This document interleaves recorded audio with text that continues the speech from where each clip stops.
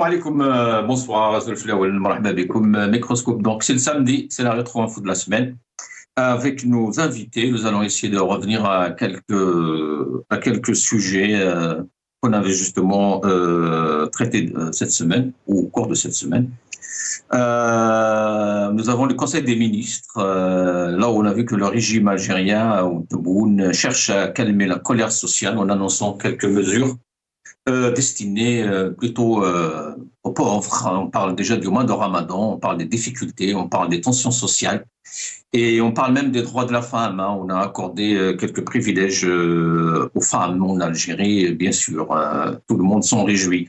On parle aussi de l'importation de la viande. Enfin, on va revenir à ce Conseil de ministres et à cette énième tentative de racheter la paix sociale.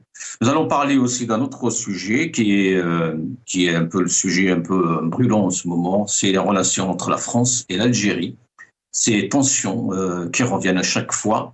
Nous allons donc essayer de comprendre pourquoi et comment est la réaction d'Alger, la réunion de Abdelmajid Tebboune avec les directeurs de médias en Algérie, de quelques journaux, de quelques télévisions aussi. Donc, une tentative de la part de Tebboune de répondre aux médias français dans la polémique, justement, s'enfle depuis quelques semaines autour de ce sujet. Et pour finir, nous allons ici aussi de parler de ce rapport accablant qui est tombé avant-hier, jeudi, sur les droits de l'homme en Algérie, les libertés fondamentales. C'est le rapport annuel de Human Rights Watch, donc qui tombe chaque année, et c'est plutôt un rapport alarmant justement sur la situation des droits de l'homme, des droits, des libertés et des libertés fondamentales en Algérie.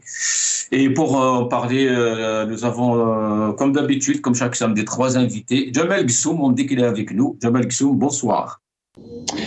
Bonsoir, cher ami. Et le bonsoir au peuple algérien et à vos invités. Jamel Gissoum, chercheur donc en sciences sociales, marhaba bik. معنا aussi, on me dit Kamel Mortifi, universitaire, analyste politique. مرحبا بك كمال الزول. Azul Hussein, bonsoir à toute l'équipe de Maghrébia, bonsoir à vos invités, bonsoir à toutes celles et ceux qui nous écoutent maintenant. Merci pour l'invitation. Merci Kamel. Et depuis Alger, nous avons Azdine Toumi, militant politique. Azdine Toumi, bonsoir, marhaba bik. Bonsoir Hussein, bonsoir à tous les téléspectateurs, bonsoir pour vos invités. Merci de m'avoir invité à ce débat. Merci, يعطيكم الصحة, مرحبا بكم. Alors, aujourd'hui, la diaspora est bien représentée, et Alger aussi. Hein. Une petite intro à les jeunes et on commence.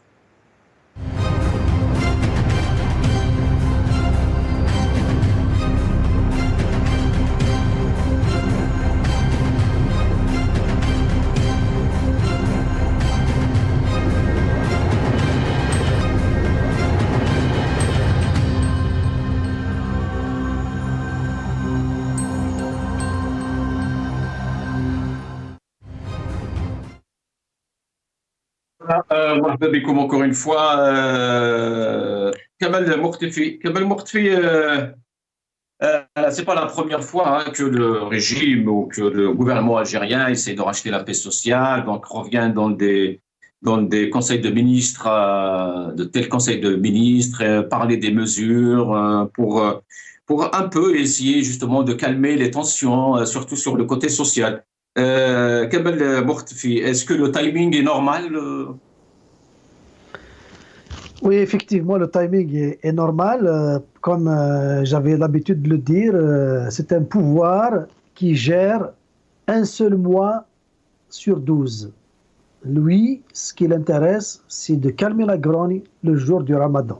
Connaissant la société algérienne, elle tient vraiment à passer un mois de Ramadan comme elle l'imagine, et c'est tout à fait normal. C'est un mois d'ambiance. C'est des activités culturelles.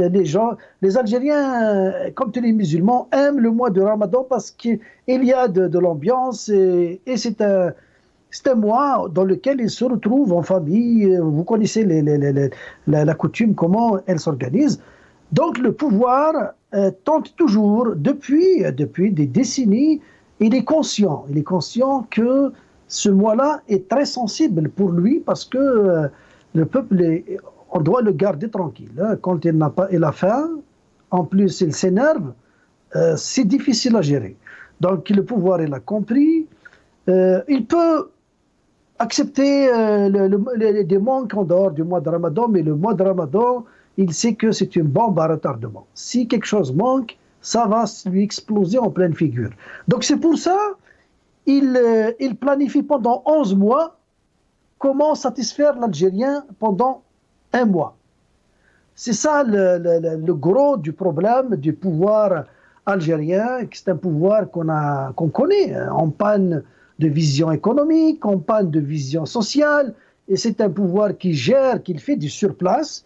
Il n'y a jamais de prévision, on gère, il y a de l'argent, il y a une rente, et on décide comment la répartir sur les 12 mois, comment calmer la grogne, comment éviter que le peuple ne réagisse pas, et on fixe la barre minimum et la barre maximum. Donc on voit, ils connaissent.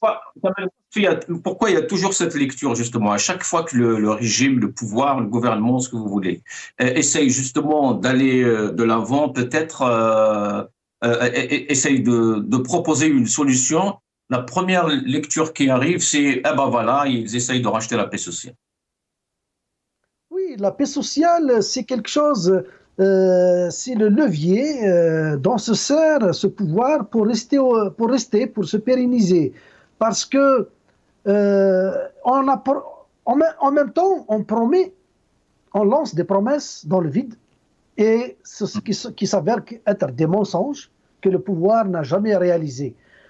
Donnez-moi une seule promesse tenue depuis l'arrivée depuis l'arrivée de Bouteflika, en dehors des réalisations, parce qu'on peut s'en passer de la période d'instabilité des années 90. On peut critiquer la phase de Chedli, entre Boumedienne et Chedli, mais c'était la phase de construction, il y avait des réalisations, on peut les critiquer, il y avait des constructions. L'Algérie était jeune, était un pays qui venait de sortir d'indépendance. Mais depuis l'arrivée de Bouteflika, l'argent rentrait à flot, des promesses fusent de partout, mais aucune n'est tenue. C'est-à-dire, au minimum, celles qui sont dans l'intérêt du peuple. Aucune. Toutes les promesses qu'ils ont tenues, c'est celles qui servent les clans, c'est celles qui servent les intérêts des oligarques. Ça, on les a tenues. On a construit une autoroute Est-Ouest et tout le monde sait maintenant comment elle est faite. Hein. Il y a des portions qui sont bien faites. La majorité, disons 80%, c'est à refaire. Il viendra le temps de faire encore de la maintenance, l'entretien. Ça, c'est un autre budget qui va susciter encore beaucoup de milliards de dollars pour entretenir, surtout les portions mal faites.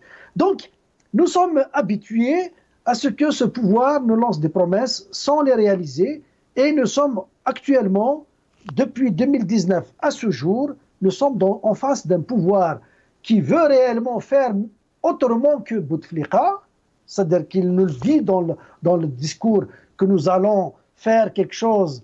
Nous ne sommes pas les mêmes, nous sommes différents de Bouteflika, mais ils le sont dans le discours. Mais dans la réalité, ça reste des promesses, rien n'est fait. Et c'est pour ça qu'on est obligé d'offrir au peuple le minimum pour le calmer, en lui disant d'attendre. En le calmant aussi, en le menaçant par des menaces aux frontières, les ennemis extérieurs et tout ça. C'est pas le moment de demander plus. L'Algérie fait face à des problèmes et ceci, cela. C'est des discours. Et l'Algérien, il est en train d'attendre. On attend pour voir. Mais le seul résultat qu'on voit actuellement, le seul ministère qui est rentable en Algérie, c'est le ministère de la Justice qui met des gens, des jeunes Algériens, qui veulent un avenir meilleur et les met en prison. C'est le seul ministère productif pour le système. Voilà. Merci Kemal. Jamal Gissoum, c'est très bien de voir enfin, le régime, Tebboune et sa clique, etc., s'enquérir peut-être du quotidien des Algériens. et surtout à l'approche de ce mois sacré, comme disait Kamel Mortifi. Mais on a l'impression que c'est les mêmes sujets, c'est les mêmes promesses chaque année, depuis Bouteflika, comme le disait si bien Kamel.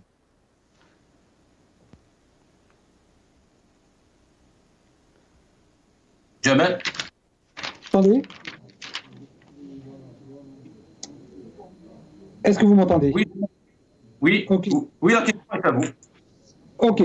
Donc, je disais que si on entend votre invité, M. Mortefi, les autorités algériennes seraient démocratiques un seul mois dans l'année, à l'approche du Ramadan, et le reste des 11 mois, ce serait une dictature. Ça n'a absolument aucun sens. Il faut repositionner les choses dans leur contexte.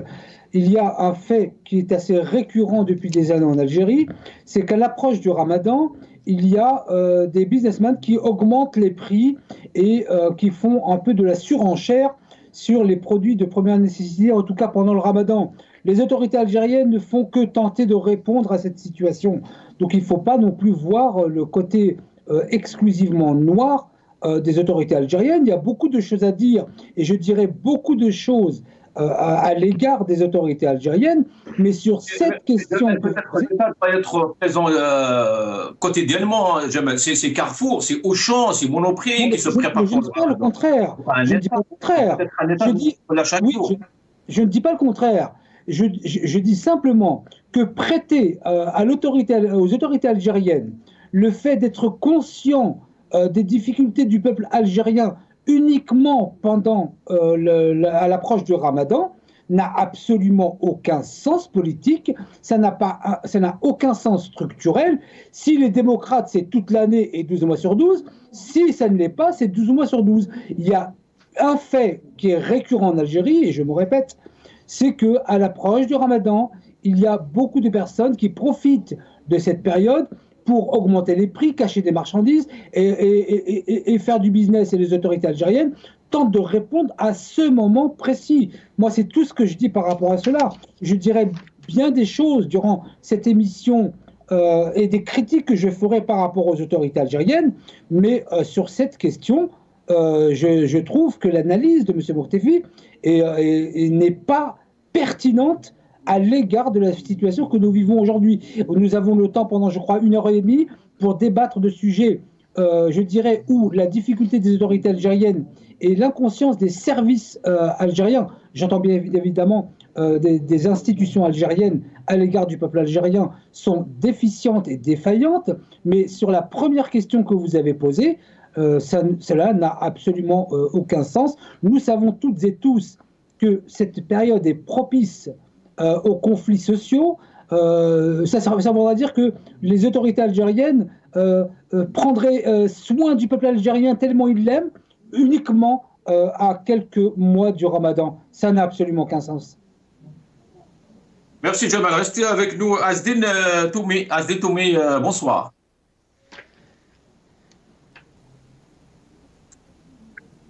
Est-ce que Azdine Toumi est avec nous, les jeunes? Je suis avec vous. Azdine Toumi, donc le peuple algérien attendait depuis l'arrivée de l'Arbaoui, même avant l'Arbaoui, depuis Jarrad, depuis Bouteflika, depuis Ouihia, depuis Slel, un plan d'action pour tenter de relancer justement l'économie algérienne qui est à bout de souffle depuis maintenant des décennies. Mais on a toujours rendez-vous avec ces effets d'annonce à Azdine Toumi. Certains parlent du rachat justement de la paix sociale, mais on parle, cette terminologie revient chaque année à Azdine Toumi, mais concrètement, il n'y a rien.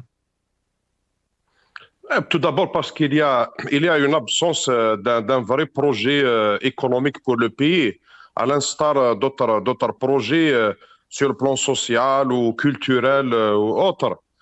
Ce n'est pas la première fois, même du temps de Bouteflika et avant, à chaque fois que le mois de Ramadan approche, on voit certaines activités, notamment le ministère du Commerce, pour pouvoir donner l'occasion aux citoyens algériens de trouver les matières alimentaires, etc.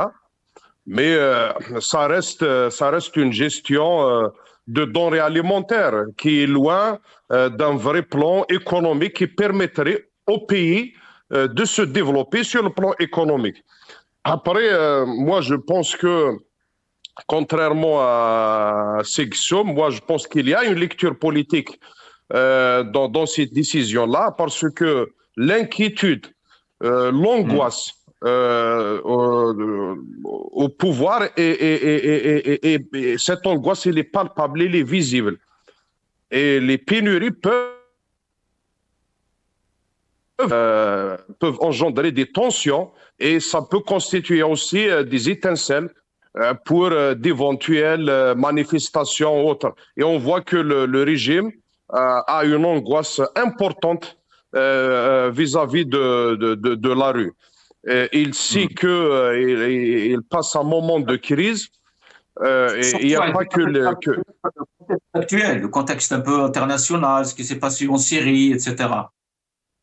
Oui, bien sûr. Sur le plan international, notre pays est en train de subir un isolement inédit. On a eu quand même des hauts et des bas sur certains dossiers diplomatiques. On a eu des échecs, on a eu des difficultés sur d'autres. On a eu de mauvaises surprises sur d'autres aussi. Donc, le pouvoir, il cherche à tout prix de mobiliser, ne serait-ce que l'intérieur du pays, la population, autour de sa feuille de route. Il a peur d'un autre isolement, en plus de celui à l'extérieur, d'un isolement à l'intérieur qui serait fatal à ce régime.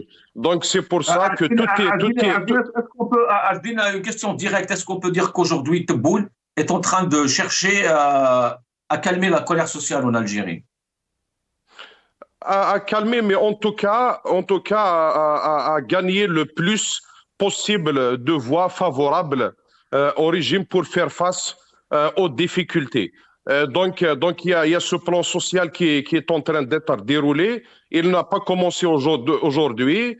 Donc ça passe par l'allocation chômage pour les jeunes, un peu d'augmentation sur certains dans la fonction publique, etc. Mais la question centrale, qui est le pouvoir d'achat, elle reste tout de même encore posée.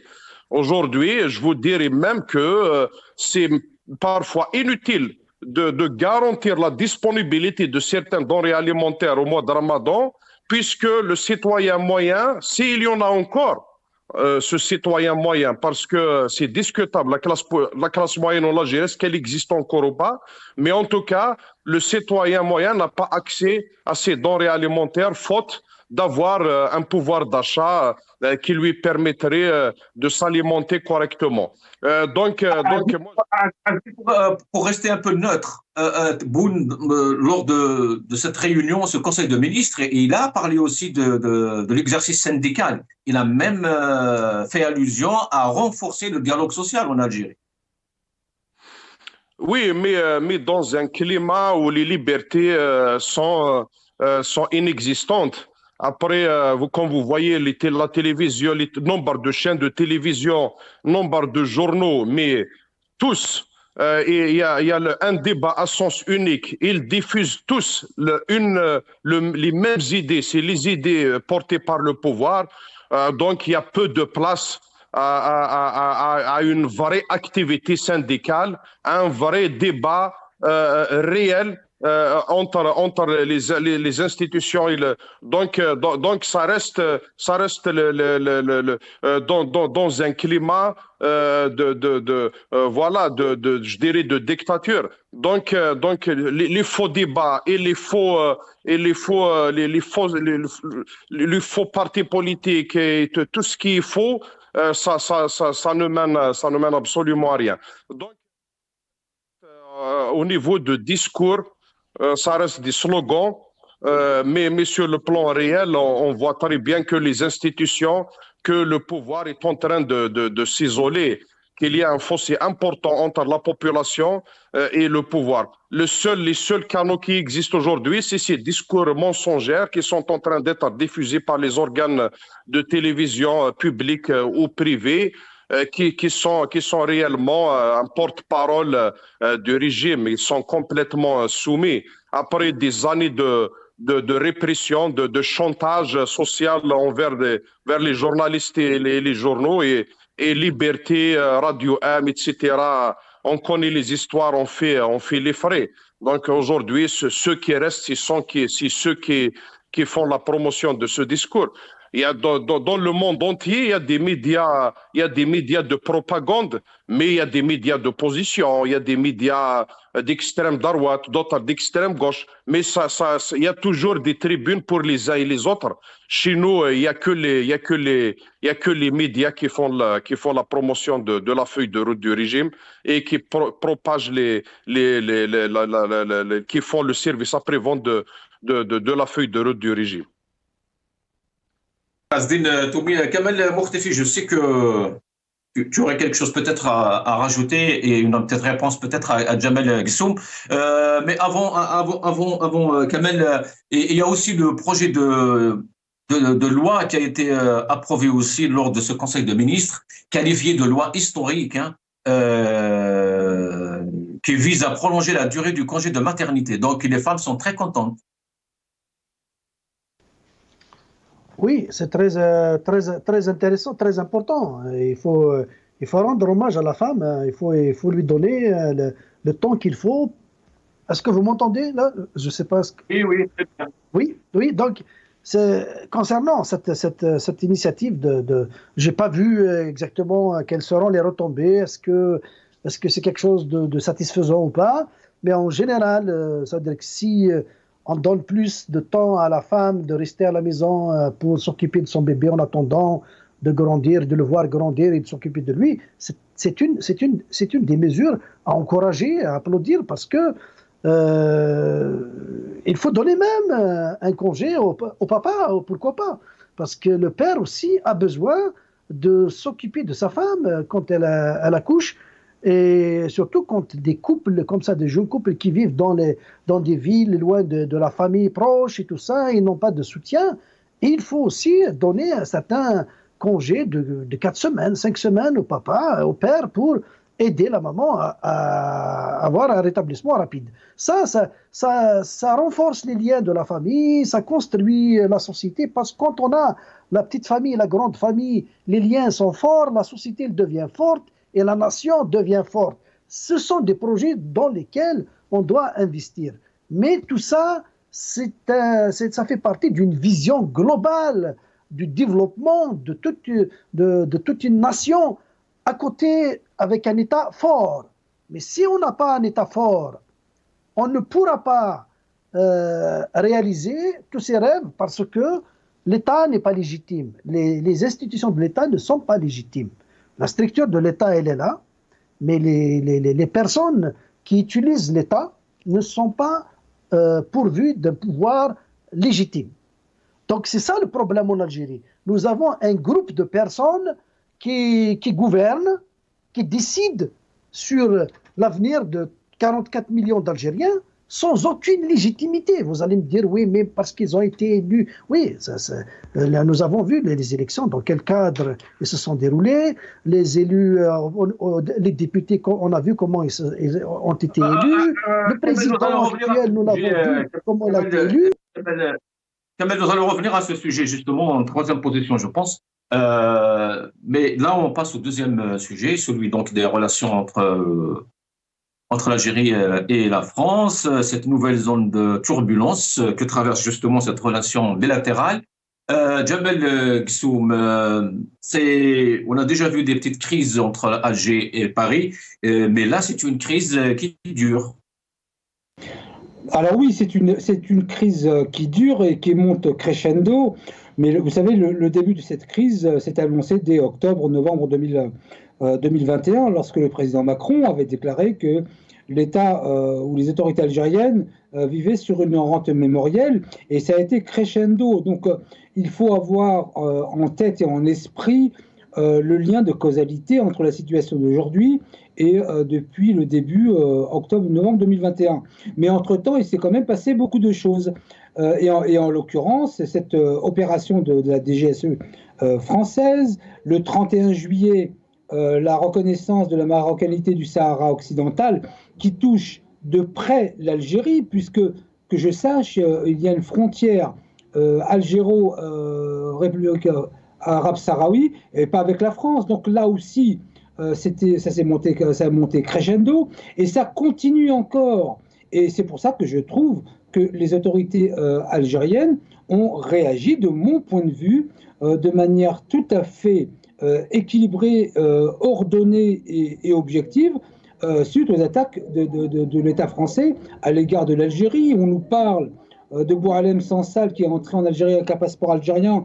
Alors j'imagine que si moi, avec mon passeport français, je rentre en France et qu'on m'arrête, est-ce que l'État français va prévenir l'État algérien ou rentrer dedans? Non, vous savez, il y a énormément vous savez, je vis en France depuis 57 ans. J'y suis né, donc je connais finement la politique française. Permettez-moi juste quelques secondes de vous raconter ce qui m'est arrivé, et ça fait lien et sens avec la manière dont les politiques français regardent l'Algérie. Vous savez, il y a 2 ans, je me suis retrouvé bloqué en Tunisie, moi qui ai la double nationalité, et je me suis rendu au consulat de France en Tunisie, à Tunis, et j'aurais dit, voilà, j'ai un problème pour rentrer en France, et on m'a dit, comme vous êtes rentré avec votre passeport algérien, demandez un visa pour rentrer en France. Mais pour M. Boualem Sansal, qui est rentré avec un passeport algérien en Algérie, on rentrerait dans ses affaires? Non. Il y a un déséquilibre total, et je pense que, d'ailleurs, on ne sait même pas en France qui est le ministre de l'Intérieur et qui est le ministre des Affaires étrangères. Donc il faut que la France se positionne de manière objective sur ses relations avec l'Algérie. L'Algérie n'a pas, je dirais, à baisser la garde. Le président Macron a déclaré sur les pays subsahariens, Mali et d'autres, que c'est une maladie non transmissible à l'homme, considérant ainsi nos frères africains, et nous sommes africains, comme étant des sous-hommes. Donc la France doit changer son regard sur l'Algérie. L'Algérie est un pays indépendant et qui est une force de frappe, quoi qu'on en veuille. Et je voudrais revenir sur ce qu'a dit M. Mortefi lorsqu'il évoque la question de la légitimité du pouvoir. C'est quelque chose qui est assez... qu'on relance souvent dans vos émissions, la question de légitimité du pouvoir, puisqu'il s'agit des relations franco-algériennes. Je me pose la question, moi je suis né en France, quelle est la légitimité du gouvernement français suite, je dirais, à la dissolution de l'Assemblée nationale, où il n'y a aucune majorité absolue, avec un gouvernement qui ne répond pas aux aspirations du peuple? On peut dire aussi que la France est dotée d'un gouvernement illégitime. Donc, la question de la légitimité ne se pose pas que pour l'Algérie, elle se pose aussi pour la France, avec qui nous avons des relations. Et il y a quand même 6 millions d'Algériens et Franco-Algériens en France. Et ce n'est pas un sujet de faiblesse ou quelque chose qu'il faut regarder ailleurs. Maintenant, puisque vous parlez justement de chiffres, est-ce qu'il y a un risque de stigmatisation, de discrimination par rapport à toute cette polémique, justement? Alors, il n'y a pas un risque, nous sommes stigmatisés. Mais attention, nous sommes stigmatisés par la France, mais nous sommes aussi stigmatisés par les autorités algériennes. Je tiens quand même à rappeler que les autorités algériennes et le président Tebboune a validé, ou en tout cas promulgué, une loi qui fait que les Franco-Algériens dont il a besoin aujourd'hui deviennent des indigènes, parce que nous, Algériens nés en France, nous avons moins de droits, et c'est là l'absolue hystérie. C'est qu'aujourd'hui, qui peut défendre l'Algérie sur le territoire français et qui est le plus à même à le faire? Ce sont les Franco-Algériens qui sont nés en France. Eh bien, le président de la République a validé le fait que nous, Algériens de France, nés en France, nous n'avons même pas le droit d'ouvrir un média en Algérie pour au moins défendre l'État algérien, pas le président Tebboune, mais l'État algérien. Donc, nous sommes stigmatisés en France depuis des décennies. Là, on met le focus sur nous parce qu'il y a un problème entre la France et l'Algérie. Mais je dirais au président Tebboune, ne nous faites pas croire, ne me faites pas croire que vous seriez tout d'un coup attentionné vis-à-vis des Franco-Algériens nés en France, quand vous-même, Monsieur le Président, vous promulguez une loi qui fait que nous sommes des sous-Algériens. Je le dis et je le répète, puisque nous avons moins de droits que les Algériens qui vivent en Algérie, nous serions donc des indigènes de la République, au même titre que nos grands-parents étaient des Français musulmans et des indigènes en Algérie pendant l'occupation française. Donc j'ai aussi des choses à redire sur les autorités algériennes qui ne semblent même pas prendre conscience qu'à l'international, seule la diaspora, et particulièrement franco-algérienne, parce que nous sommes les plus nombreux en France, est à même de défendre les intérêts de l'Algérie, pas du président Tebboune, mais de l'Algérie. Et c'est le serpent qui se mord la queue. Donc, nous sommes stigmatisés, pour répondre à votre question, oui, mais nous sommes stigmatisés par le président Tebboune lui-même. Et ça, il faut être en mesure de le dire. Je veux dire qu'on ne peut pas, à partir d'un certain moment, on ne peut pas dire et taper sur la France parce qu'on nous stigmatise, quand celui qui a besoin de nous, au lieu de nous utiliser entre parenthèses, nous stigmatise lui-même. Donc je dis au président de la République, l'amour que vous avez aujourd'hui pour les Franco-Algériens ne sera valable plein et entier le jour où vous nous considérerez comme des Algériens à 100% et pas à moitié comme vous le faites aujourd'hui. Ça, c'est une vérité amère à dire, dure à dire, mais هذا هو الحق. Merci Jamal. Restez avec nous, nous allons écouter le ministre français et je reviens. La relation entre la France et l'Algérie n'est pas une relation bilatérale comme les autres, c'est une relation d'intimité profonde. C'est ainsi que le président de la République la qualifiait au moment où, en août 2022, il signait avec le président algérien une feuille de route qui déterminait les termes de notre coopération. Asdine Toumi, le débat est lancé depuis des semaines maintenant. Hein. Ici en France, il y a des Français qui défendent bien sûr, c'est normal, la position de la France. Il y a les politiques de l'extrême droite, il y a les gens de la gauche qui même défendent l'Algérie, même hein, dans quelques déclarations. Mais en Algérie, Asdine Toumi, ce qui nous intéresse, c'est Alger. Il n'y a pas de débat sur cette question.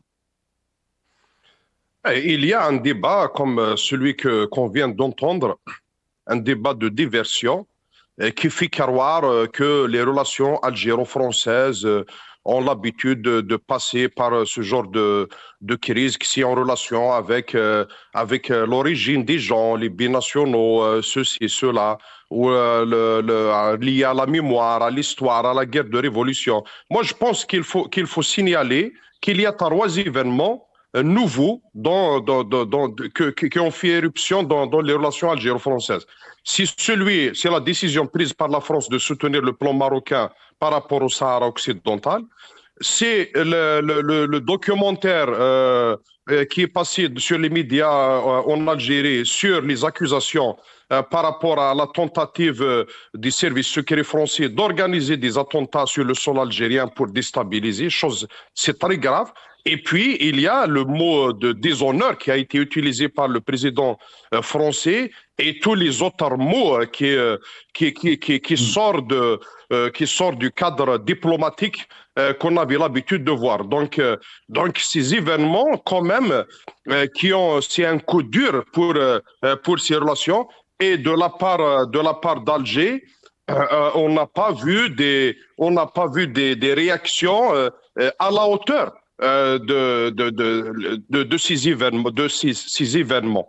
Après, on essaye de responsabiliser l'extrême droite, certaines personnes, certains Algériens qui sont à la solde des services français, etc. Disons les choses telles qu'elles sont. Moi, je pense que la France a changé sa stratégie en Afrique. Et ses intérêts en Afrique, peut-être, je ne suis pas un spécialiste des relations internationales, mais en tout cas, on sent que les intérêts de la France, la politique française en Afrique, elle a changé complètement d'axe.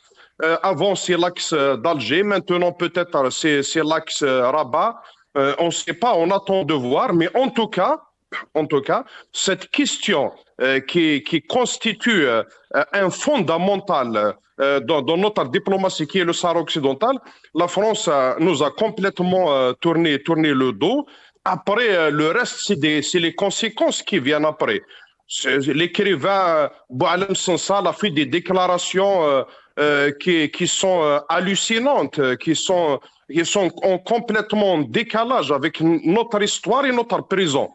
Donc, arriver à remettre en cause les frontières qui sont connues et reconnues par tout le monde, y compris par le Maroc. Donc, ça relève de la bêtise. Après, est-ce que le mettre en prison pour dire, voilà, la question, elle est là. Moi, je reste attaché au principe de ne pas emprisonner les gens pour leurs idées, parce que ça pourra arriver à n'importe qui après. Donc, la défense de la France par rapport à Boualem Sansal, qui est portée par, c'est vrai, par certains médias, certaines personnalités qui relèvent de l'extrême droite, a pris une allure une allure exagérée, complètement aussi en décalage. Asdine, comment qualifierez-vous justement la stratégie du régime algérien dans cette affaire, surtout au niveau de la communication? Le communiqué de l'APS, les sorties des médias en Algérie. On a vu quelques plateaux, hein. On a vu aussi quelques unes comme le Khabar, le Soir, l'Expression, etc. Et même nous avons eu la réunion de Tebboune avec les patrons de médias justement en Algérie il y a 2-3 jours. D'ailleurs, cette réunion qui est passée, on ne sait même plus comment il est passé, hein, parce qu'on nous a montré des photos, mais sur le contenu, c'est silence radio. Après, on est rentré dans une espèce de surenchère de part et d'autre qui va faire plier l'autre. Donc voilà, chacun abat ses cartes sur l'échiquier pour voir comment ça va évoluer. Mais moi, je pense qu'il est raisonnable de trouver des sorties politiques, des solutions politiques à cette crise, parce qu'elle n'est ni dans l'intérêt de l'Algérie, ni dans l'intérêt de la France. On est lié par notre histoire, on est lié par notre prison et pour notre avenir, ne serait-ce que par ces millions d'Algériens binationaux ou même des Algériens qui n'ont pas la nationalité française, qui vivent sur le sol français, etc. Et il y a des échanges commerciaux, il y a des échanges sur le plan économique, culturel, etc. Et pour se sortir de ça, il faut se libérer justement de tous ces complexes qui sont en train de prendre en otage de notre diplomatie et notre politique extérieure. C'est vrai qu'il y a des fondamentaux, c'est vrai qu'il faut toujours se mettre du côté de la justice, des bonnes causes, etc. Mais le monde change. La géopolitique, ça change très rapidement. Même la géographie, elle est en train de changer dans certaines parties du monde. Donc, ça peut être un danger pour nous aussi. Donc, il faut savoir faire face aussi. Et le retour de Trump ne fera qu'accélérer ce processus de changement géostratégique, géographique dans le monde. Donc, il faut rester fidèle à ces fondamentaux, à ces principes, mais tout en s'adaptant à ces changements, d'ailleurs, et de prévoir l'évolution des choses, ne serait-ce que faire les bonnes lectures des directions qui sont prises par certains pays. Est-ce qu'il y a 10 ans, on a vu venir c'est ce qui se passe au Sahel, le départ de la France, la dégradation avec la relation avec la France, avec l'Espagne, le revirement de certains pays par rapport à la question du Sahara, ce qui se passe au Mali, etc. Donc, à la Libye, etc. Est-ce qu'on a vu venir pour mieux s'adapter? Moi, je pense qu'il faut moderniser notre vision des choses dans la diplomatie, dans la politique intérieure d'ailleurs, parce que ça finira aussi par les échecs qui sont là, dans l'industrie, parce qu'il y a l'image du pays qui est en train de prendre un coup, et la crédibilité de notre pays qui est en train aussi de se dégrader, et c'est tout est lié. Les investisseurs étrangers, ils ne viennent pas investir un rond ici s'ils ne voient pas qu'il y ait une stabilité politique, économique, etc. On y reviendra, Asdine, juste après justement à la stabilité et la situation politique à l'intérieur. Kamel Mortefi, écoutons cette vidéo. Tous les jours, c'est la façon dont les grandes affaires diplomatiques sont traitées aujourd'hui par les hommes politiques français, par Twitter, en quelques phrases. Il faut dénoncer l'accord de 68. Attendez. Avec l'Algérie. Oui. Quand on a l'histoire que nous avons avec l'Algérie, est-ce qu'on peut ramener à une formule comme celle-là? Qu'est-ce que ça veut dire? Il faut supprimer l'accord de 68. Mais quoi? Ça veut dire quoi? Ça veut dire quoi? Ça veut dire, en gros, il faut donner un coup à l'Algérie. C'est ça une diplomatie, c'est ça une politique vis-à-vis d'un pays avec lequel nous sommes liés par la culture, par l'histoire, par la géographie. Par le peuple. On ne peut pas, aujourd'hui, prétendre parler au monde en employant uniquement le langage de la surenchère. Parce que derrière cela, on le voit bien, il s'agit d'appuyer sur une touche pour dire surenchère. Exclure, éloigner, marquer de la fermeté, ce sont des marqueurs politiques. C'était Philippe de Villepin, ex-ministre des Affaires extérieures français. Et maintenant, on va écouter Mélenchon. Nous ne voulons pas la guerre avec l'Algérie. C'est clair, ce sont nos frères, nos sœurs, nos tantes, nos grands-parents, nos amis. Il y en a assez de ce vocabulaire. Assez de dire « nous allons riposter ». Quoi riposter? Qu'est-ce que tu racontes? Vous êtes payés pour faire de la diplomatie. Vous êtes payés pour vous entendre, pour discuter. Il n'y aura pas de riposte. Il doit y avoir une discussion. Ça suffit, sans arrêt, de montrer du doigt toujours les mêmes pour les culpabiliser. Vous croyez qu'on ne vous voit pas arriver?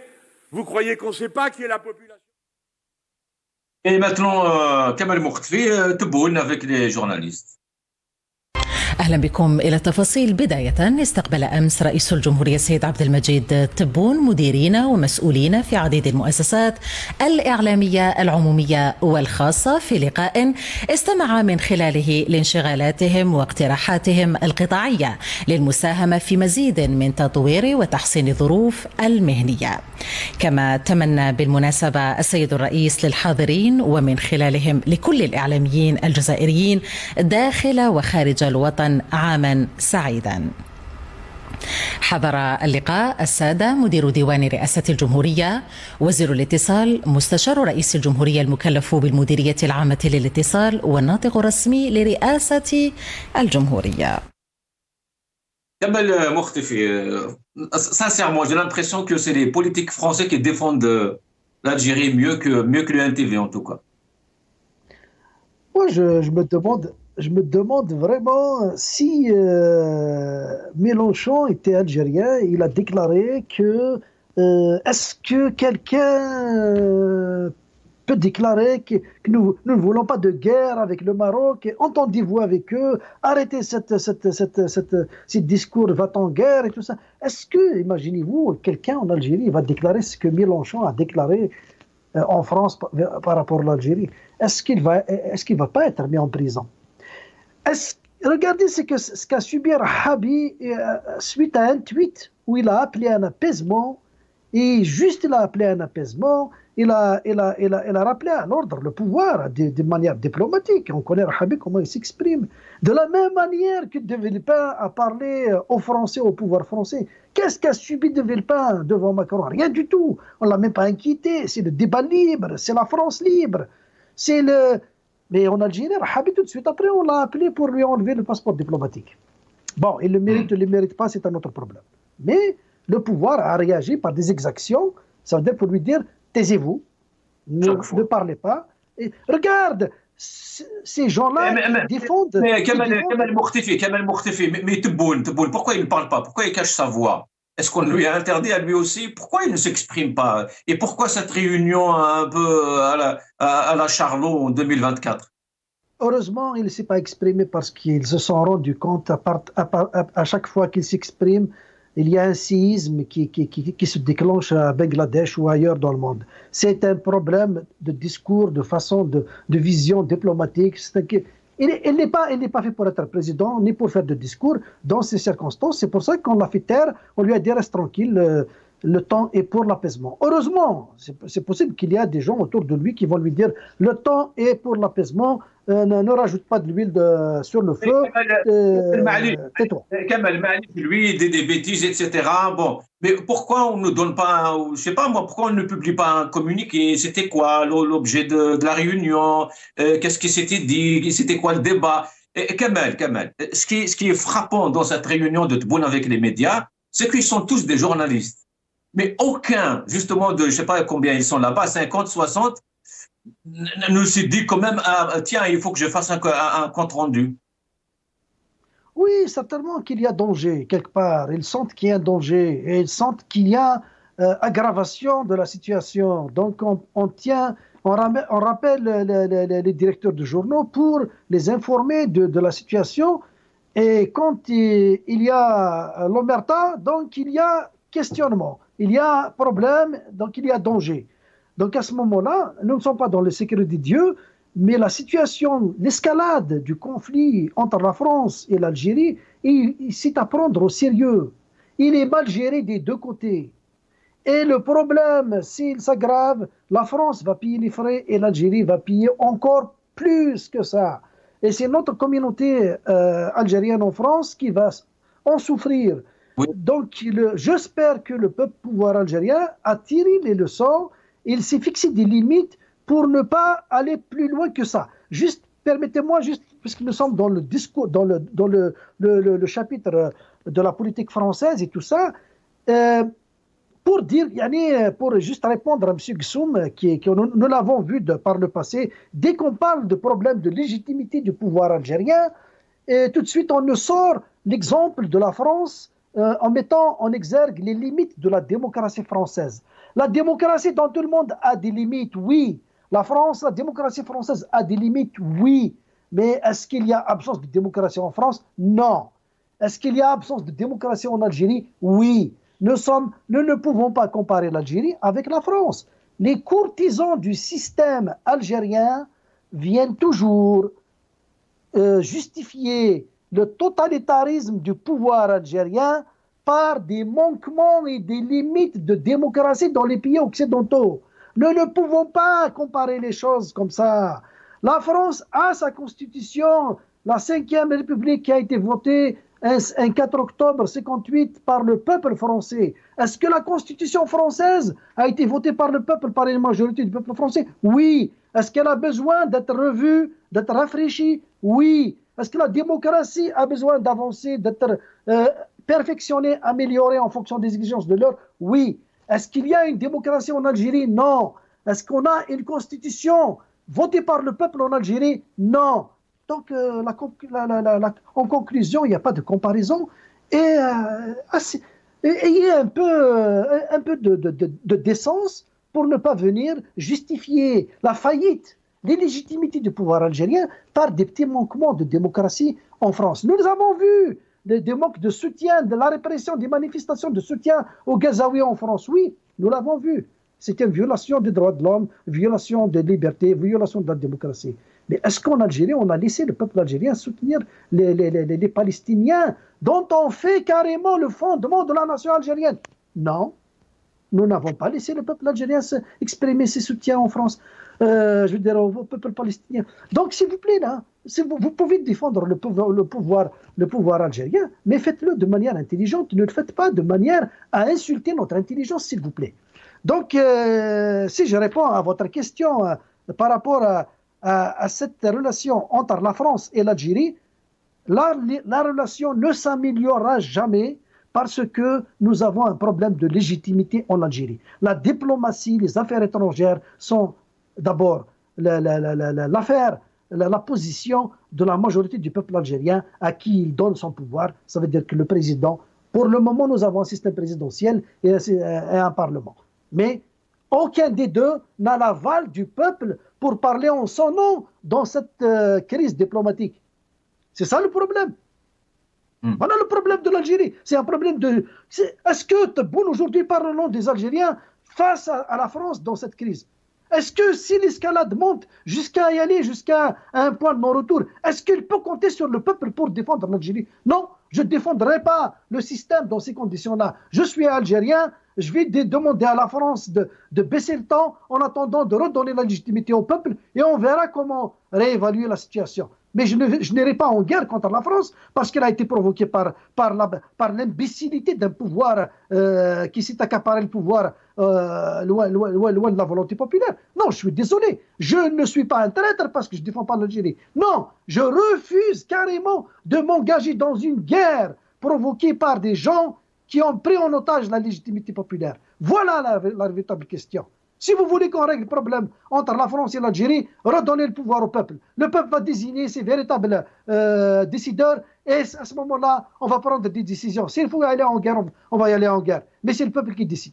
C'est pas un groupe de personnes qui prennent des bières à chaque soir et ils se saoulent la gueule et puis ils viennent décider au nom du peuple. Je suis désolé. Merci beaucoup. Merci Kamal. Silmia Kamal. Jamal Gissouma, Zaftina Kamal. Jamal Gissouma, justement, nous avons un ministre ou un secrétaire d'État, je ne sais plus comment il s'appelle, alors secrétaire d'État auprès du ministre des Affaires étrangères, chargé de la communauté internationale à l'étranger, Monsieur Sofiane Chaïb. Il est où? Il est passé où, Jamal Gissoum, dans cette affaire? On n'entend pas parler, personne, ni le ministre des Affaires étrangères, ni ce monsieur Chaïb, ni monsieur Tebboune, ni les personnalités politiques un peu d'envergure, je veux dire, c'est pas le Ben Grina et compagnie. Pourquoi ce silence? Pourquoi est-ce qu'ils sont responsables ou pas devant justement le quotidien, le devenir surtout de cette communauté établie ici en France? Alors déjà, par rapport à cette communauté établie en France, je souhaiterais quand même répondre à M. Moktefi qui visiblement ne connaît pas la politique française. Alors je ne sais pas où M. Moktefi vit, parce que moi, je suis en France depuis 57 ans. Lorsqu'il il va dans des questions-réponses avec des oui et des non, moi je lui en propose aussi, parce que je suis né en France et je connais la France. Et dans ces cas-là, j'ai envie de dire que sur la question de la démocratie, puisqu'il disait qu'il ne faut pas comparer, moi qui vis en France, je me donne le droit de comparer sur le taux de démocratie en France. Par exemple, lorsque les accords de Maastricht est passé par référendum, le peuple français avait dit non. Et pourtant, jusqu'à aujourd'hui, cette convention de Maastricht est appliquée. Est-ce que les autorités françaises, berceau de la démocratie, visiblement pour M. Moktefi, qui avait perquisitionné Mediapart, un journal très connu, et qui voulait prendre les sources de Mediapart, est-ce que là, c'est un acte de liberté, de démocratie et de liberté d'expression de la presse? Non, monsieur Moktefi, c'est pour ça que vous ne connaissez pas la France. Et on pourrait multiplier... Jamal Gissoum, s'il vous plaît. Il fallait peut-être commencer, d'ailleurs même vous, Jamal Gissoum, il fallait peut-être commencer par le gouvernement. Hein. Les Français n'ont pas voté pour Barnier, ni pour Bayrou d'ailleurs. Mais parlons un peu de l'Algérie. C'est ce que je dis. C'est-à-dire que quand on veut donner des leçons de démocratie, M. Moktefi dit qu'il ne faut, c'est pas comparable. Mais quand un État démocratique comme la France, je ne parle jamais du peuple. Le peuple français n'a même pas donné sa légitimité au gouvernement. Mais quand un État démocratique, pays de la signature des droits de l'homme, et en l'occurrence la France, perquisitionne un journal comme Mediapart pour savoir d'où a ses sources, quand j'entends M. Moktefi, je vois qu'il ne connaît visiblement pas la France pour dire il ne faut pas comparer. Maintenant, je voudrais revenir sur la France, évidemment, c'est le centre du sujet. Lorsque M.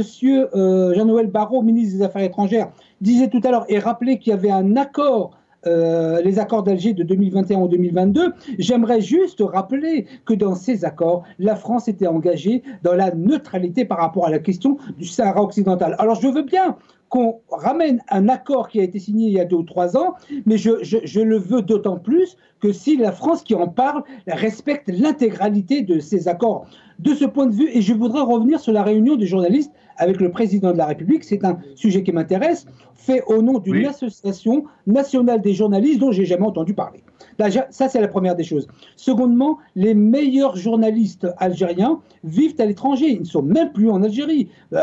Je vous donne Madame Benguena, qui est, je crois, à Al Jazeera, ou en tout cas à un autre média, à l'extérieur, Kamal Alouani, qui vit à Londres, je crois. Tous les meilleurs journalistes algériens qui rêvent de faire du journalisme en Algérie sont partis après les années 90, après la décennie noire. Et donc, j'aimerais savoir de quoi il est question lorsque M. Tebboune les réunit, sachant qu'ils sont tous tenus en laisse, ne serait-ce que par rapport à la publicité. Donc, cette réunion avec les journalistes n'a aucun sens. Permettez-moi aussi, je ne veux pas être vindicatif, mais quand les autorités algériennes créent All 24 News, chaîne d'infos internationale, est-ce que vous avez déjà vu au monde une chaîne internationale qui n'a même pas un correspondant à l'étranger? Canal Algérie, qui est une chaîne, je dirais, populaire, a au moins une représentante en France. Une chaîne internationale d'information qui n'a même pas un seul correspondant à l'étranger et qui ne fait que des émissions à la hauteur d'une chaîne hyper locale. Donc, le grand mal de Tebboune, du président Tebboune, c'est pas mon ami. Donc, monsieur le président Tebboune, c'est la question des médias, parce que le média, c'est quand même le quatrième pouvoir, c'est ce qui permet de défendre les intérêts d'un État et d'un pays. Donc, cette réunion... Justement, sur cette question, Jamal Gissoum, on a vu M. Razdar, M. Abina, il y a beaucoup justement de chroniqueurs, ils prennent l'avion, ils prennent Air Algérie à Alger justement pour participer dans des émissions. C'est vrai. C'est vrai. Vous avez tout à fait raison. Justement, il n'y a pas de studio ici à Paris, il n'y a aucune télévision à Paris. Oui, mais c'est vrai ce que vous dites, vous avez raison. C'est-à-dire que vous avez Gamal Abina est un ami, hein, mais et je lui ai envoyé un message tout à l'heure, étonnamment, vous en parlez vous-même. Je lui ai envoyé un message tout à l'heure en lui disant mais qu'est-ce que c'est que cette chaîne de télévision qui n'a pas un correspondant à l'étranger? Donc ils doivent tous partir en Algérie pour s'exprimer sur une chaîne locale. All 24 News, c'est une chaîne locale, c'est pas une chaîne internationale. Pour parler, autant aller sur le Bilad, sur Chourouk, sur Nahar, ça n'a aucun sens. Et donc, et c'est pour ça que je parle du président Tebboune en lui disant vous créez une nouvelle chaîne de télévision internationale qui n'a pas un correspondant à l'étranger et des Algériens de France vont s'exprimer dans cette chaîne. Moi, j'ai juré, et je serai à Alger la semaine prochaine, mais jamais je n'assisterai à une émission sur All 24 News. Partir à Alger pour m'exprimer sur une chaîne internationale qui parle des problèmes locaux. Merci, Jamal. Azdine Toumi, peut-être une dernière. Mais bon, Jamal, je dis ça, mais El Maghrébia reste ouverte à tout le monde.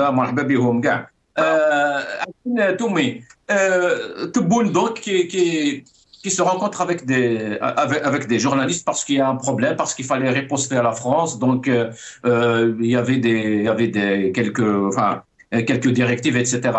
Mais est-ce que Tebboune, demain, s'il y a un problème, est-ce que c'est lui qui va rencontrer, je sais pas moi, les agriculteurs? Est-ce que c'est lui qui va rencontrer les chefs de clubs sportifs? Est-ce que c'est lui qui va rencontrer tous les industriels? C'est quoi cette gestion, justement? Pourquoi c'est pas le ministre? Tout simplement. Parce que la propagande, c'est un axe central sur lequel compte le régime pour se maintenir. Donc, ces médias, c'est très important de les mobiliser, même si moi je sais que le contact n'est jamais été, il est tout le temps entre le régime et ces médias. Et c'est chaque jour, c'est pas. Donc il voulait juste montrer un message pour tout le monde donc il y a une direction à prendre. Si on voit aujourd'hui, si on suit les informations, que ce soit sur le média public ou tous les autres médias, on voit ils suivent tous et toutes les chaînes, c'est la même ligne éditoriale. Donc, qui est destinée notamment sur cette crise algéro-française. Et pour moi, je pense que et pour l'Algérie et pour la France, pour se sortir. Pourquoi c'est Tebboune? Pourquoi c'est le président qui fait ce travail? Pourquoi c'est pas le ministre, tout simplement? Est-ce qu'il n'a pas confiance en son ministre? Pourquoi il est là, si c'est le cas? Parce que c'est pour montrer l'importance que ça constitue. Moi, contrairement à ce que pensent pas mal d'analystes, d'hommes politiques, que peut-être les choses vont aller à l'apaisement, etc. Moi, je pense que cette crise avec la France aura des répercussions importantes pour des années encore. Déjà, pour que ça se calme, il faut un certain temps. Après, voilà, donc nous sommes devant un choix. Soit la France, elle fait encore un changement dans sa position vis-à-vis du Sahara occidental et s'aligner sur la solution qui sera adoptée par les Nations Unies, ou bien l'Algérie, elle va abandonner carrément ce dossier. Donc, on est loin des deux cas. Donc, c'est de l'importance capitale. Merci Azdine. Restez avec nous, Azdine. On passe au troisième sujet. On n'a plus beaucoup de temps, je pense. Alors, les droits de l'homme en Algérie, un rapport qui était tombé. Alors, c'était quand? C'était jeudi. Voilà. Un constat alarmant des droits de l'homme en Algérie. Donc, c'est un rapport de 7 points. Élection présidentielle, liberté d'expression, liberté de la presse, liberté d'association et de réunion, liberté de mouvement et interdiction de voyager, loi abusive, droit des migrants. Kamel Mourtefi, comme d'habitude, tous les rapports justement qui tombent autour de ces questions, les droits de l'homme, les libertés, les droits de la presse, les religions, les pratiques, à chaque fois c'est alarmant, à chaque fois c'est accablant, mais Alger ne répond même pas. Alger s'est donné les moyens de protéger le système totalitaire, un système despotique qui échappe à la légitimité populaire. Ça ne va pas plaire à notre ami Gsoum qui est contre la légitimité populaire, mais moi je ne suis pas un sous-citoyen. Je suis né un berbère, un mazir, ça veut dire homme libre, insan hor. Moi je ne tolère pas qu'un groupe qui vit à Alger, nous sommes sous la régence d'Alger, c'est une régence. Qu'est-ce qui fait la différence entre la régence du temps des Ottomans jusqu'à maintenant? C'est aucune différence. C'est un groupe de voyous qui se sont donné le pouvoir de décider sur tous les Algériens. Ils ont réformé le code pénal au mois de mai passé. Ils ont introduit des changements dans l'article 63 bis 1. Ils ont introduit des réformes un peu partout pour resserrer les taux et rendre l'activité politique encore plus criminelle, interdire de parler de l'économie nationale, interdire de critiquer les hauts fonctionnaires de l'État, interdire de critiquer... Oh, où est-ce qu'on s'en va? Pourquoi? Parce qu'on veut protéger l'État ou on veut protéger la nation ou on veut protéger le système? C'est ça le problème. Parce que si on veut protéger l'État et la nation, il faut laisser la liberté d'expression. Il faut laisser le comité de déontologie des journalistes juger des dépassements. Il faut créer un parlement fort, représentatif de toutes les régions d'Algérie, de tout le peuple algérien. Et c'est de cette façon-là qu'on va laisser le libre débat et laisser les Algériens juger. Est-ce que nous avons peur que les Algériens soient manipulés? Vous croyez ça réellement? Est-ce que vous allez soutenir toutes ces réformes liberticides pour protéger l'Algérie de la manipulation de son peuple? Vous pensez réellement qu'un article écrit en France, écrit en Israël, écrit au Maroc, écrit ailleurs, va influencer le peuple algérien à détruire son pays? Ça serait stupide de penser comme ça. Le pouvoir algérien, il est en train de se protéger, le système est en train de se protéger. Cette gang au pouvoir qui fait tout pour empêcher le peuple de décider, il s'arrange le droit de manipuler, de triturer les lois, de telle sorte à lui fermer tous les espaces d'expression, sous prétexte qu'on protège l'État et la nation. Ça veut dire que là, on considère le peuple algérien encore, il est immature. Il est manipulable de l'extérieur. Kamel, même si on voudrait justement aller dans leur logique, si on veut justement protéger l'État, la nation, qu'on ne pas répondre à ce genre de rapport. Comment Alger se permet de répondre à Verdun, à Bardella, à De Villepin, etc., mais il ne répond pas à l'ONU, à l'Amnesty? Parce que, oui, c'est un pouvoir qui marche sur les œufs. Il sait quand il faut frapper fort, il sait quand il faut jouer Corbélichine, pour justement... toujours dans l'espoir de se maintenir et de rester au pouvoir. Moi, personnellement, je ne suis pas intéressé par le pouvoir. Je ne suis pas intéressé par le pouvoir, ni par la présidence, ni par un poste de député, ni un poste... Mais je veux marcher dans les ruelles d'Alger, tête haute. Ça va pas, je vais dire quelque chose. Moi, je souhaite à notre ami Djemal Gsoum qui va y aller en Algérie, je lui souhaite un bon séjour, mais je lui souhaite aussi d'avoir des problèmes. Comme ça, il va goûter à la justice algérienne. Je lui souhaite d'avoir des problèmes à Alger. Il va être volé. On va poser cette question à Kamel tout de suite à Djemal Gsoum. Djemal Gsoum, moi, je ne te souhaite pas de problème. Mais bon, Djemal Gsoum, dans ce rapport justement de Human Rights Watch, le premier paragraphe est juste incroyable. Hein. les autorités algériennes ont continué d'écraser la dissidence et de verrouiller l'espace civique en réprimant les voix critiques et en restreignant les libertés d'expression de la presse, d'association, de réunion et de mouvement. Et Khitbouni nous parlait de Nahwa, Nif. Il faut répondre à ça. Alors pour répondre à Monsieur Moktefi, oui, je vais passer un bon séjour. Oui, je dis ce que j'ai à dire, même en direct sur le Maghrebiya, quand je me suis opposé à l'élection du président Tebboune, j'étais à Ouedsouf chez moi. Je n'étais pas forcément à Paris ou à New York. Et si j'ai des problèmes en Algérie, ce sera des problèmes dans mon pays, un pays où, Allah yarham shuhada, des gens qui sont morts pour nous. Si j'ai des problèmes dans mon pays, marhaba rani fi bladi. Déjà, ça c'est pour répondre. Ensuite, sur la question du rapport sur les droits de l'homme, oui, évidemment que l'Algérie, ça n'est pas le berceau de la démocratie. Il y a des défaillances à tout point de vue. Comment ?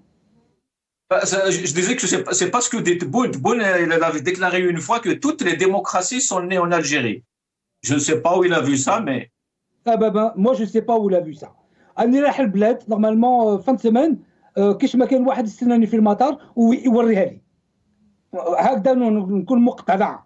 Donc non, on n'est pas le berceau de la démocratie, on a une longue route à faire, mais en tout cas, pour revenir à ce que vous disiez, cher ami, en tout début d'émission, ou en tout cas vous avez soulevé cette réflexion, de savoir, mais est-ce que les étrangers ne sont pas en train de défendre l'Algérie plus que les Algériens eux-mêmes? Je dois dire que oui, ça c'est une réalité, il y a beaucoup de Français qui défendent l'Algérie mieux que les Algériens eux-mêmes, et donc la situation particulière dans laquelle et de l'Algérie, puis elle a aussi une part de responsabilité, fait que nous devons nous protéger. Et donc, la question de la démocratie dans ce genre de situation se pose moins. C'est un peu comme en France. Vous savez, lorsque le président Macron avait déclaré « Nous sommes en guerre », c'était ces termes, « Nous sommes en guerre » lors de la crise Covid, et la liberté avait été restreinte à son niveau le plus bas depuis l'avènement de la Ve République, parce que la Ve République est née en 1958, c'est M. Moktefi d'ailleurs qui avait parlé de cette constitution. Donc, plus il y a danger, et danger réel, et c'est vrai que les autorités algériennes, depuis des décennies, nous disent Al-Jazair Mustahdafa. On nous l'a tellement dit, qu'ils ont tellement crié au loup, qu'à partir d'un certain moment, on n'y croyait même plus. Mais aujourd'hui, ce que je peux dire, c'est qu'Al-Jazair Mustahdafa, si nous devons avoir moins de liberté et moins de démocratie pour ne pas nous retrouver comme la Libye, comme la Tunisie, comme l'Irak, comme la Syrie, comme le Yémen, etc. Eh bien, écoutez, moi, en tant qu'Algérien, je dis simplement, retirez-moi toute la liberté si ça ne me retire pas la vie, si c'est temporaire pour reconstruire le pays.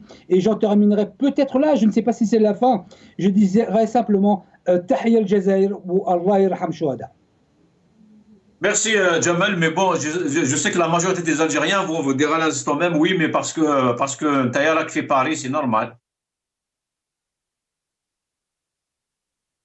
J'ai des problèmes, ça ne sera pas en France, ce sera en Algérie, fi bladi, fi ard jdoudi. Et si c'est en Algérie que je dois vivre, et beaucoup d'Algériens de France partent en Algérie tous les mois. Il y en a des centaines qui vont se réinstaller en Algérie. Oui, j'ai une facilité par rapport à d'autres, c'est vrai, mais cela ne m'empêche pas d'être un patriote, de dire Tahiyya al-Jazair, et que si je dois vivre chez moi à Ouedsouf, fi Sahara, avec pas grand-chose, ولكن مع الشرف نتاعي نقبلها. Merci Jamal. Restez avec nous, Tahiyya al-Jazair, bien sûr. C'est ce que les Algériens disent tout le temps, depuis 62. Même Mohamed Tajadid d'ailleurs, quand juste derrière moi, qui est emprisonné justement, rien que pour ce slogan d'ailleurs, parce qu'il a dit Tahiyya al-Jazair, et il a dit نريد الاستقلال. Azdine Toumi, écoutons un peu Abdelmajid Tebboune. طيب كيف ترد على المنظمات الدولية التي تقول إن الجزائر تضيق على الحريات؟ شكون هذه المنظمات الدولية؟ هناك أمنستي انترناشونال، أمنستي انترناشونال قلتها لك أنا جاوبتك توتالور. أمنستي انترناشونال ماذا بيا يقوموا القائمة على اغتيال شيرين أبو عقلة، مش على خبرجية نتاعهم هنا. قاموا بذلك ولكن اصطدموا بالرفض الإسرائيلي. أيوة وأنا جيتك سهل. وعلقت منظمة العفو الدولية على جريمة اغتيال شيرين أبو عاقلة قائلة إن مقتلها تذكير دام بالنظام القاتل الذي يحاصر الفلسطينيين.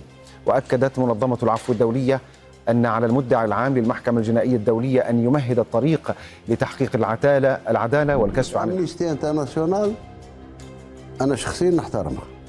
علاه أمنيستي انترناسيونال بينوا في وقفات باللي ضد الحرب وضد الأسلحة وضد هذه وداروا. Azdine Toumi. Alors, c'était Tebboune. Bon, ce rapport, Azdine Toumi, il parlait de Karim Tabou, il parlait de Omar Farhat, il parlait de Fouzia Amrani, il parlait de Mohamed Tajadid, il parlait de SOS Racisme disparu, il parlait de la Ligue des droits de l'homme. Yani, c'est un rapport détaillé sur la situation des droits de l'homme, des libertés fondamentales en Algérie.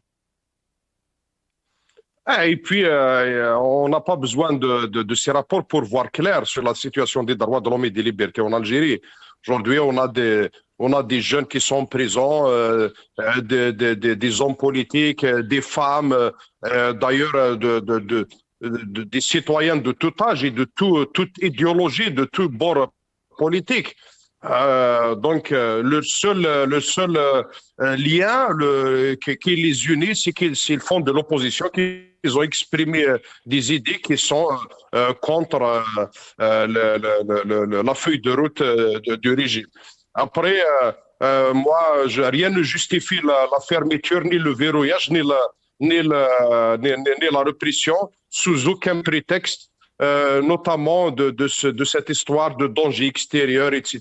Tous les pays du monde, ils vivent des dangers. Il y a des pays européens qui sont en guerre aujourd'hui en Ukraine d'une manière indirecte, mais que ça ne les empêche pas d'avoir des débats politiques dans leur pays, que la vie politique est normale.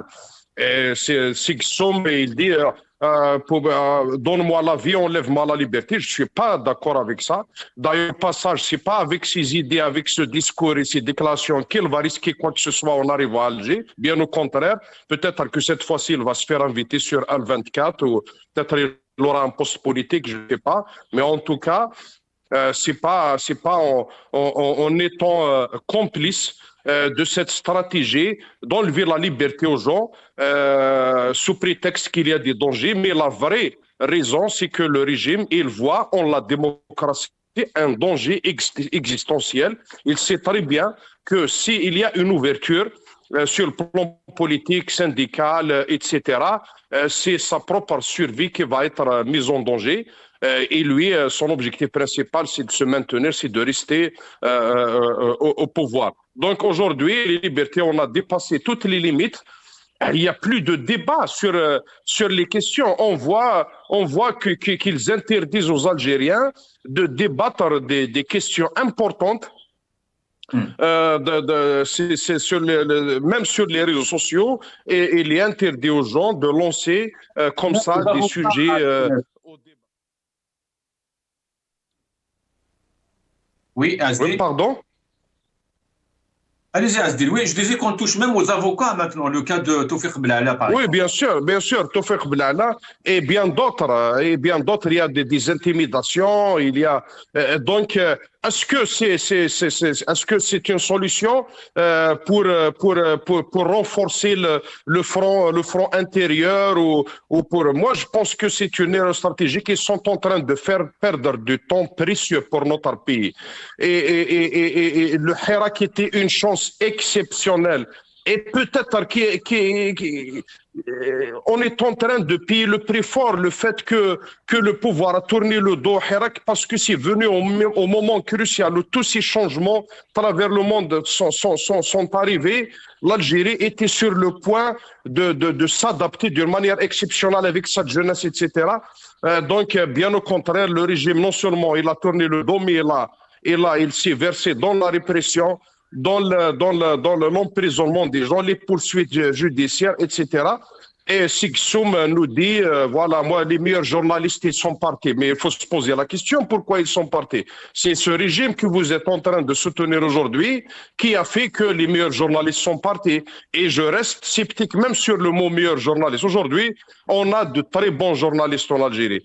Et il y a des journalistes libres qui qui savent, qui respectent leur métier, qui ont de l'éthique, du professionnalisme, etc., mais qui sont contraints de devenir, soit de rentrer dans les rangs, de faire partie de cette espèce de presse qui est complètement soumise, ou se retrouver à l'écart, au chômage, comme les journalistes de liberté, comme bien d'autres journalistes libres. Donc aujourd'hui, le régime a tellement verrouillé et le vouloir tout contrôler parce que au fond, il a peur. Il a peur de la liberté, il a peur de la démocratie. Il sait très bien que son projet d'Algérie nouvelle et d'Algérie Montassera n'est qu'un slogan, n'est qu'une illusion, et que le peuple algérien, dans sa majorité, n'adhère pas à cette illusion parce qu'il ne croit qu'au quotidien qu'il est en train de vivre chaque jour. Merci Azdine Toumi. On arrive à la fin de cette émission. Kamel, c'est bon. Jamel, c'est bon.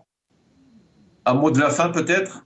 Oui, alors un petit mot de la fin, juste pour dire à M. Azdine Toumi qu'il se trompe complètement parce que me dévoiler le tapis rouge quand j'arrive à Alger, à mon retour en France, on m'arrête toujours 30-40 minutes et je ne peux passer qu'avec l'aval d'un supérieur de la PAF. Ça, c'est la première des choses. Sur All 24 News, j'ai précisé pourtant tout à l'heure, M. Azdine Toumi, j'ai précisé que jamais je ne me poserai les pieds chez All 24 News, qui n'est pas une chaîne internationale. Est-ce que ça, vous l'avez entendu? Ensuite, sur la dernière, et je termine, pour avoir un poste politique en Algérie, déjà, si vous me voyez un jour sur All 24 News, c'est que Hachakoum Malswash. Deuxièmement, si un jour j'accepte un poste politique en Algérie, Malswash Martin, Machir El Marra. Donc, ni poste, ni All 24 News, je n'ai pas besoin de l'Algérie en tant que telle pour vivre. Je m'en suis passé pendant 57 ans. Je peux continuer. Je défends mes opinions, mes valeurs, à travers ce qui peut être clivant.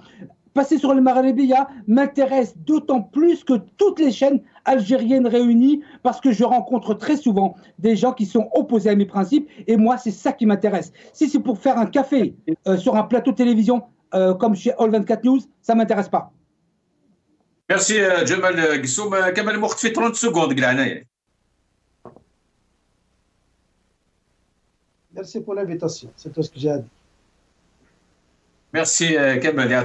Et moi, je pense que je vois ma voix à celle de Azdine Toumi pour dire que c'est vrai, en Algérie, il y a beaucoup de journalistes qui sont très compétents et de très grands journalistes aussi, de très belles plumes.